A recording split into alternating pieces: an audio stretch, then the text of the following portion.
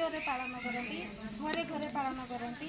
तो आम देखिपु आपण मैंने बट वृक्ष मूले पालन करूँ। तो पालन कर उद्देश्य है बट वृक्ष जिते दूर दूर मालिकी जाइ तो आमर संपर्क से पवित्र एवं निबिड़ रणुक आमर गोटे भाईचारा सृष्टि करने उद्देश्य आम बट वृक्ष मूल पूजाटी को आम पालन करूँ।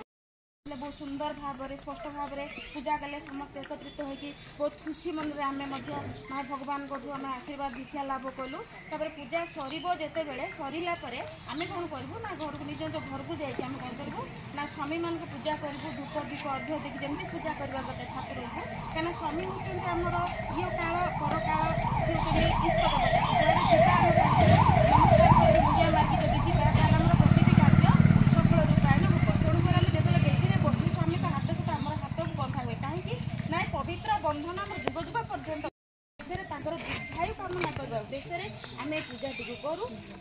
आम पूजा सरीगला घर को जाकि पूजा करूँ गंधुआ पानी पीबू आम निस्सहाय मनरे निसंदेह आम कौन करूँ आम भगवान बोली आम पूजा करूँ और जहाँ दबा कथा सी ऊपर वाले ही आमको आशीर्वाद प्रदान करेंगे। तो जिते दिन पर्यटन आम बंचिकी रही से दिन पर्यटन हस खुशी यही पूजा करके आम चलू आम जीवन।